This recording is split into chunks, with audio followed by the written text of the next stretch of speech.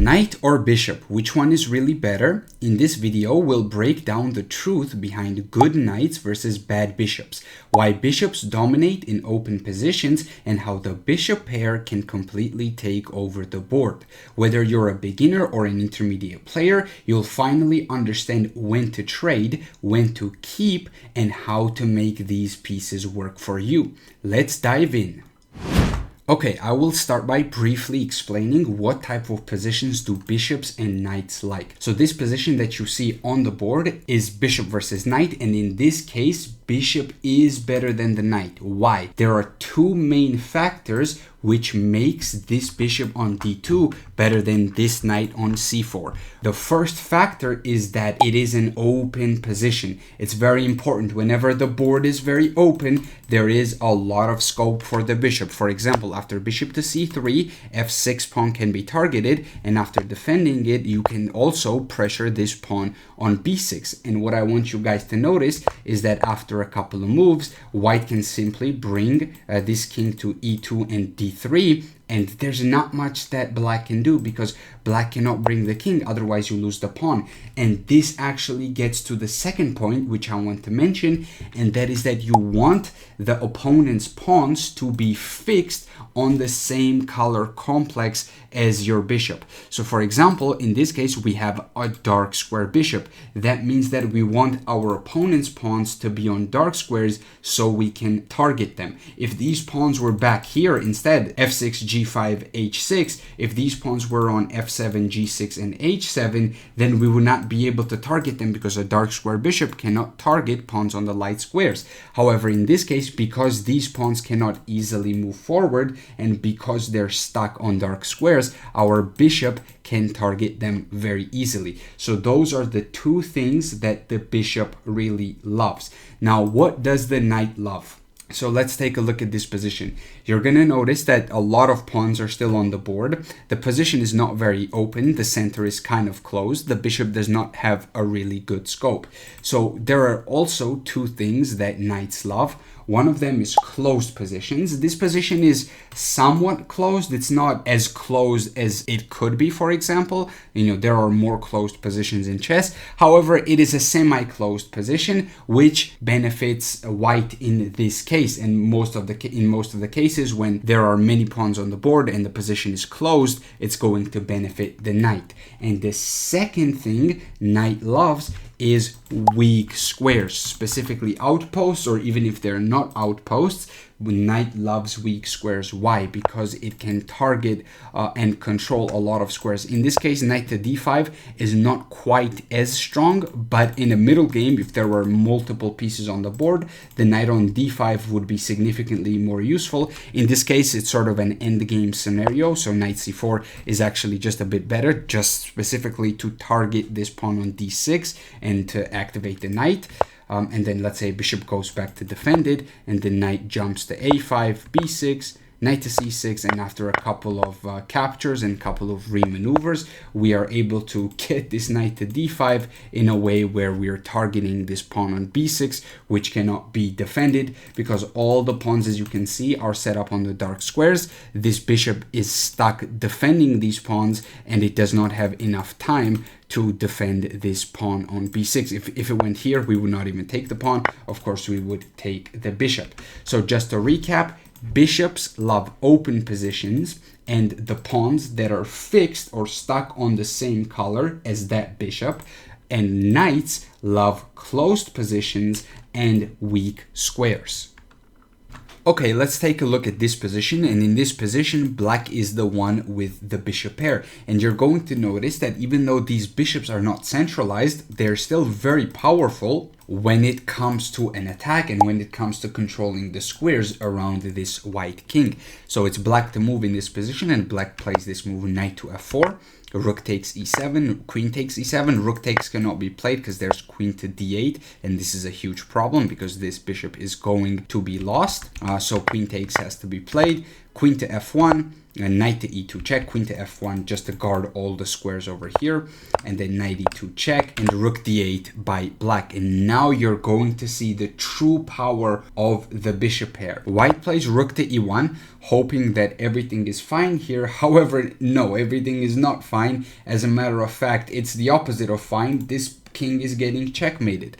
Rook takes d2, exchange sacrifice by white, knight takes d2, and now you're going to see the true power of the bishop pair. Queen d6 played by black, threatening checkmate on h2. Now how do you defend this? If the knight goes back to guard against the checkmate, bishop takes, you're still threatening mate, it's still completely lost. You cannot block with the pawn because the pawn is pinned. The bishop would be giving a check if the pawn could move. The bishop would just take the king. That's not legal. If the queen goes to g1 in order to cover h2, oops, the queen is lost as well. So there's nothing you can do. The only thing you can do is maybe f4, and that also gives up the queen with knight to g3, forking both monarchs. So in this case, the position is completely lost for the white pieces, and there's nothing you can do. So the bishop pair is very powerful when it comes to attacking the enemy king, provided the position is open. Later on, I'm going to show you a position where the bishop pair is not so useful, but I'm just trying to explain when the bishop pair is very, very powerful. Okay, now let's take a look at this position. White is the one with the bishop pair here, but there is no king side attack because the whole position is locked up. The center is locked up. However, we can still use the two bishops, and specifically this bishop on b2, which is the only dark square bishop on the board, to actually dominate the black pieces. Now, how do we do that? How do we activate this bishop? Because right now it's blocked in by the d4 pawn. If we go here, it's going to be blocked in by the e3 pawn. So how do we get it out? So black plays rook to c8 in this position, and it's white to play. If you guys want to, you can pause the video. The answer here is b5. And how does this activate this bishop, you ask? Let me show you in a second. So black plays queen to e7, let's say, and now we play this move a4. Our intention is to activate the bishop on this diagonal, and this is dangerous, and this is a direct threat, because if black doesn't do anything, for example rook c7, black simply loses to bishop a3, because now we're picking up an exchange. We're picking up the rook on f8. So black has to defend against that. He has to move the rook, but we are still going to go to a3 anyways. And the problem for the black pieces is that the pieces are so uncomfortable. We are basically controlling everything here, and we can go into black's position whenever we want to, and black cannot easily do the same thing. So that's why the bishop pair is so powerful. The advantage in this position is not as great as in the last one, because in the last one we had a winning attack. However, you're gonna get positions like this often where you're only up +1. You have the bishop pair and you have to slowly convert. The way you do this is by activating all of your pieces to their maximum capacity. So that's why we did this pawn move of b5 followed by a4. The idea was to activate this bishop further on this diagonal. And after a couple of moves, we go bishop to b4, rook to c7, and eventually we are threatening to go a5 and open up this rook on a1. And after a couple of moves, we achieve that. And I'm just gonna skip forward here, and then after a couple of moves, we even go to a6. We use the threat of opening up to push this bishop back, and the position simply opens up. Now I want you to notice that this bishop is stuck on a8, and this bishop has opened up on d2. If black did not go for e5 and then capture on d4, black would not be able to activate anything, because now, like, what do you do as the black pieces, right? There's nothing you can do. This bishop is stuck. This bishop is quite powerful. The knight is also sort of restricted. It cannot go to c5. It cannot go to e5. It can go to f8, but I mean, come on, like, where are you going? You can remaneuver to e6, but your options as the black pieces are quite limited here, and white can defend against most threats. So that's why the bishop pair is so powerful. It allows you to control specific sides of the board, and it allows you to go for things that knights otherwise would not be able to, even if the position is semi-closed, just like this. In completely closed positions, bishops are really bad, but in semi-closed positions, such as this one, it sort of depends. And how do we know that this position is semi-closed? Well, we have an open c-file, and we have some space over here on this side of the board, which creates a room for us to move our pieces around, and that's what we did, right? We went bishop a3 and then bishop to b4. So there are ideas like this in this position. Let me show you yet another position where the bishop pair can be used to absolutely devastate your opponent's king. So in this position, the best move for white is to go rook to f5, attacking this pawn on e5, and also potentially going to g5, depending on what black plays. Let's say black plays this move e4, blocking in this bishop on d3. We can move the bishop away, and then we can even sacrifice it and continue our attack on the black king. And you're gonna notice that these bishops are extremely powerful, while these knights, they're not really doing anything. They're just sort of there. Even though they're supposed to be defending the black king, they're kind of not. It's just this knight is just there. It's not doing anything. And after b takes c4, pawn takes the bishop, we can go rook takes f6. And the thing is, this rook cannot be taken because you would then take this with the bishop, attacking the queen and threatening checkmate. And you're basically winning a queen here. After queen takes, rook takes, this position is of course completely winning for the white pieces. If not, if g6 is played, then you can continue your attack on this side of the board with the bishop and with the rooks. So this is a very, very powerful attack. Rook takes g6 is a threat to win the king. That's not the key, that's the queen, to win the queen. And if knight takes, well then okay, this is also a very nice checkmate right here. And let me show you one more line. One more really cool line. So right here, if c takes b3 is played after a takes, and let's say just a random move, c5, protecting the pawn. We even have ideas like queen takes g7, and then we have a double check, which is also the rook is protected by the other rook, and the bishop and the rook on f7 are giving a check, and we basically win the queen back. So now you can see the true power of the bishops. And even though this bishop really didn't participate, so maybe you can argue that this position is not really a result of a bishop pair, it's just a very powerful dark square bishop. You know, this bishop was still creating vague threats over here. He was still controlling some squares, and after a while this bishop is what really shined in this game. So don't underestimate bishops. They're very powerful. Even from far away, they snipe the entire board. Okay, now I'm going to show you a scenario when the bishop pair is actually useless and the knight pair is actually better. And this happens when the position is closed. So let me show you this game. I was playing with the black pieces. It was the English opening, or the reverse Sicilian, whatever you want to call this. And we both made a couple of developing moves. I developed my bishop to c5. Now, after I played d6, my opponent actually decided to go after my bishop on c5 very quickly. He did this without castling, and he did this without even moving the bishop to e3. So he went knight a4 right away. I castled. I knew that I couldn't really keep this bishop. You know, I could give a check here, but okay, maybe he blocks with the knight, who knows. But I was like, okay, why do that? Why not just simply castle? And I was right. Castling is the correct decision, and this sort of maneuver loses time for the white pieces. So I did that. I basically took back with the pawn. Now I have very strong control over the d4 square. This is important because bishops love open positions, and at this rate, with the two pawns controlling d4, my opponent is not going to be able to open up the position. Therefore, his bishop pair will be kind of useless. And as a matter of fact, after bishop to g4 and my opponent played b3, I even exchanged my bishop for his knight on f3. Normally, this is not what you want to do. Normally, you don't want to do this because there's no need to. But here, there is a specific reason why I did it, and there is a specific reason that I saw beforehand, and this is going to be super instructive. I removed the defender of the d4 square. After captures and bishop captures, now I can jump this knight to d4, and if the bishop ever takes on d4, I will take back with the queen, and this position will be great because I will forever have a target on d3, and I don't have to take back with the pawn and close down the d file. So my opponent went bishop to a3, hoping for some sort of b4.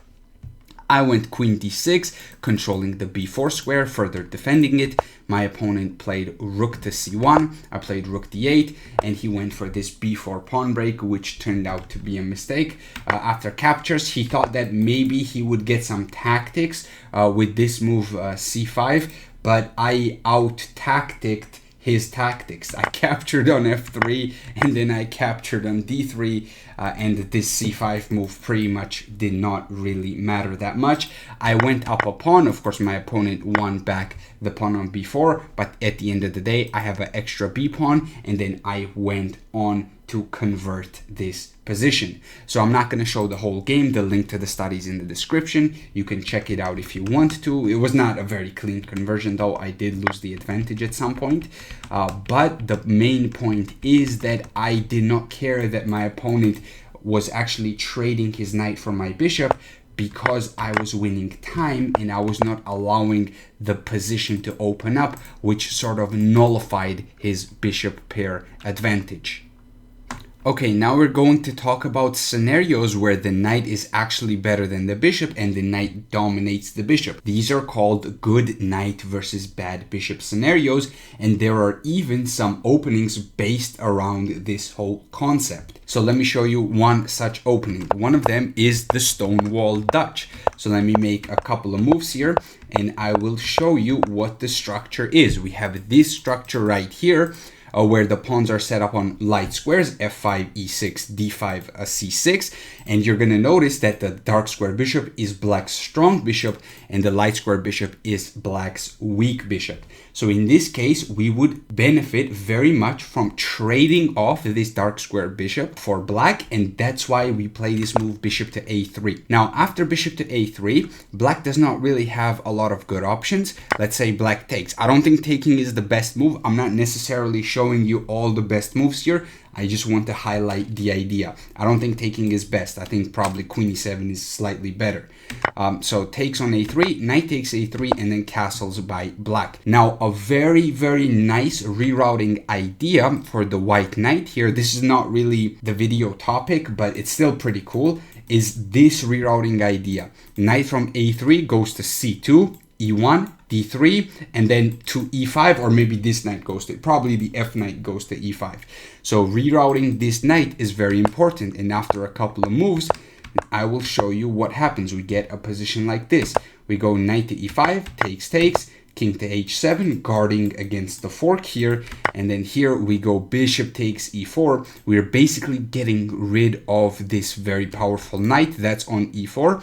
It's quite annoying here, and when we do this, we are basically getting a good knight versus a bad bishop scenario. So what are the characteristics of this sort of a scenario? Our opponent has a weak bishop that's walled in by its own pawns. This is the main characteristic of these sorts of cases.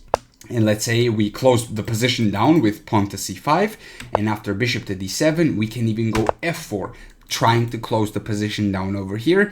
But after en passant pawn takes, we get a position like this where our knight dominates the bishop, and we can even get a strong attack. I think queen d3 here, not even taking back, queen d3 might even be stronger because you're threatening knight g6. But just as an example, let's say e takes f3, we have a massive positional advantage here, and we are basically going to go on to win this game if we play precisely. So this knight right here is on a dark square outpost. Outpost is a square that cannot be controlled by our opponent's pawns. So the d pawn has already been pushed to d5, it cannot go back, and the f pawn is gone. So there are no pawns that can control this square, and there are no pieces also other than the rook. But if you want to sacrifice the rook, well, now you're going down material. But the bishop is on a light square, it operates on the light squares, therefore it cannot touch this dark square outposted knight. Therefore we have this scenario and we have a massive advantage. Okay, now let's talk about this position right here. Black has a very similar pawn structure and also has the light square bishop, which is kind of weak because it's walled in by all of the light square pawns. Now bishop to a6 is played by black, and here there is a massive question being asked. Do we want to take this knight or do we not want to take this knight? You could take this knight and you could still have a good position. However, you would be opening up the f-file for the black rook, and in my opinion this is sort of dangerous and maybe not what you want to go for right away. However, you can put this knight on e5 right away and still dominate all the dark squares here and still have massive pressure on this c6 pawn. If you notice, this knight, yes, it is centralized, it is a very good piece. However, it's not really doing anything right away, so we don't necessarily have to trade our bishop for it, although we could. We could do it. It is an option. In my opinion, it's just not the best option. So the game would go something like this: bishop to b5, rook to c2, and you can see how this good knight dominates the bad bishop. Let me show you yet another example of this, and this position is actually going to be very similar to something that I showed in another episode. So if you find the similarities, it's not exactly the same position because the a pawn is still here. I'm not up a pawn in this position, but regardless though, in this position you have to identify that this square on f5 is weak, and right now there is this bishop controlling this f5 square or protecting this f5 square. However, we can trade it off, and if the queen takes, we can go knight to g3 and then put the knight on f5, and there's really nothing to be done here. This is just a very dominant position for the white pieces. You could try something like knight takes e2 intermezzo. However, you're still, even though we don't have a knight on f5, you're still going to be going into a winning endgame, and you can just take this pawn on g5 also. So this is a completely winning position regardless of whether our opponents play knight takes e2 or not. But the main thing that I want you guys to notice is that this square on f5, it's protected by the bishop. We get rid of the bishop and then we put the knight on f5, and now there are no pieces that can sort of oppose this knight other than the knight on f4, which has to be rerouted. But there are of course ways to circumvent that, and if the knight goes back, the pawn is hanging, so we're not just gonna allow our opponents to do whatever they want and just allow them to trade the knight for knight. And even if they do, actually let me show you that case. That's a very interesting question. Let me just make a couple of moves here. Let's just go with something like this, right? Let's just protect the pawn. I'm just gonna make a couple of moves. I'm just gonna move back and forth a little bit, and I just want to highlight an idea. Even if we were to get a position like this, so in this case, this knight trades itself off for our very powerful knight. However, it's still not enough because of the pawn structure, because our bishop is better than our opponent's bishop, because our pawns are on light squares and our opponent's pawns are on dark squares. This benefits us because we have dark square bishops. His bishop is just walled in by his own pawns, while our bishop has tangible targets. We have actual targets, but our opponent is just simply walled in and it is super passive. But of course we can also at any point trade this bishop for knight and get into an endgame where we have a strong knight versus a bad bishop. But you have to be careful because you're really going to be opening up black's position. So you need to be very careful when you do something like this. I actually would not recommend taking this knight. I would just recommend going to f5 right away. If this knight somehow magically trades itself off for the knight, fine, you're going to be in a better bishop endgame. If not, then your knight is going to dominate your opponent's bishop. Sometimes outposts and weak squares are not going to be available on their own, and we need to create them ourselves. So in this case, in this position, what we can play is this very powerful move, pawn to c5. Now, this is going to look counterintuitive to a lot of you because c5 weakens the d5 square. Now the knight can jump to d5 and just have, black has a centralized knight, which is quite powerful. However, what I want you to notice is that yes, we did give up the d5 square, but what did we gain in return? We gained the d6 square, and we can do this maneuver of knight to e5, knight to c4, and then knight to d6. And now you're going to notice that this knight is quite powerful, and it does dominate this bishop on c8, and it's on a dark square outpost. d5 square is also an outpost, however it is a light square outpost, meaning that we can at any point trade our bishop for this knight. It's actually not even necessary to do it right away because our knight on d6 is significantly more powerful than the knight on d5. The knight on d5 is actually quite restricted because all the forward jumps are restricted other than b4. The knight can jump to b4, but okay, we can go a3 and then control the b4 square, and by doing that we're controlling all the forward knight jumps by simply just playing a3. So our knight is better than our opponent's bishop, and it's also better than our opponent's knight because we can always trade this knight off, but our opponent cannot easily trade our knight off because we have a good knight versus a bad bishop scenario. Now I'm briefly going to talk about situations where you want to trade off bishop for knight, when you don't want to trade off bishop for knight, and vice versa, whether you want to trade off the knight for bishop or you don't want to trade knight for bishop. Now in this position, one of the best moves is to play bishop to g5 and pin this knight. If black plays this move h6, attacking your knight, you do not want to take this knight on f6.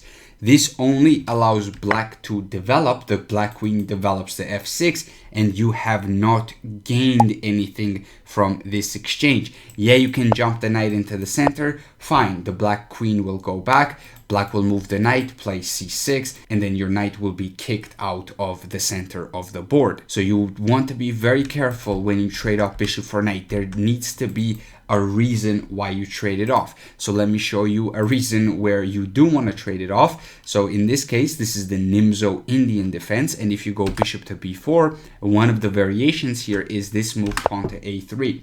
However, in this case, you do want to take because in addition to making this exchange, you're also damaging the structure. And this is very, very important. There's not a lot of flexibility with this structure anymore, especially if you play this move c5. Remember my doubled pawns video? I said that you want to push the pawn in front of the doubled pawns. That doesn't only work in the end game, it works in the middle game as well because it severely restricts this structure. If you take this pawn, now you got the legendary Tower of Power, the tripled pawns. All of these pawns are weak. You can even go like knight a6, knight c5, and this is a completely, okay, not a completely winning position for black, but a significantly better position for black. You do not want to be doing this with the white pieces. Now let me show you some other cases where you actually don't want to trade knight for bishop. So in this case, we have this knight on d5. Do we want to trade this knight for the bishop on e7? And the answer is, of course not, because all the pawns or the main central pawns are on the dark squares. The bishop is just a dark square bishop. It does not have a lot of scope. It does not have a lot of targets. Like, what is this bishop going to attack? The only thing it can really attack is this f2 pawn, but okay, we can just go f3 and then what? There's nothing this bishop can do. Meanwhile, our knight can actually do a lot of things. We can, first of all, it's controlling all the squares over here, so black has to be very careful, but at any point we can just move it somewhere else. We can reroute it to e3 and c4 to target this pawn. We can reroute it to a5 to target the b7 pawn. So we have options here with the knight, but black does not have a lot of options with the bad bishop. So whenever you have good knight versus bad bishop, you do not want to trade the good knight for the bad bishop. That should be clear after watching this video. Okay, let me show you another situation where you do actually want to trade off knight for bishop, and that happens in just a very normal middle game. As you can see, if white plays a move like d takes c5 and black plays knight takes c5, now black has the option of trading this knight for the bishop on d3. Should black do it? And the answer is yes. Black should trade this knight for bishop because, as you can see, there is a battery here. It is a relatively open position, so the bishop is better than the knight. We know that in open positions, bishops are generally better than the knights. And the thing is, this is a very open position. This bishop has a target on h7. It's protected, but it's still a target, right? You can still put pressure on it. So you can get rid of all that pressure with the black pieces if you take this bishop on d3. So you have to be very aware of when you're making these certain decisions.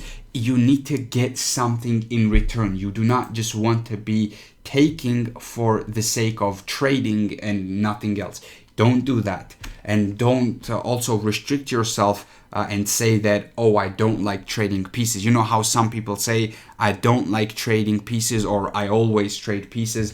You need to be very aware of when piece trades are good and when they're not. I might make a whole video on piece trades in the future. Yeah, I think that's going to be about it for today's episode. I hope you guys enjoyed it, and I will see you in the next one.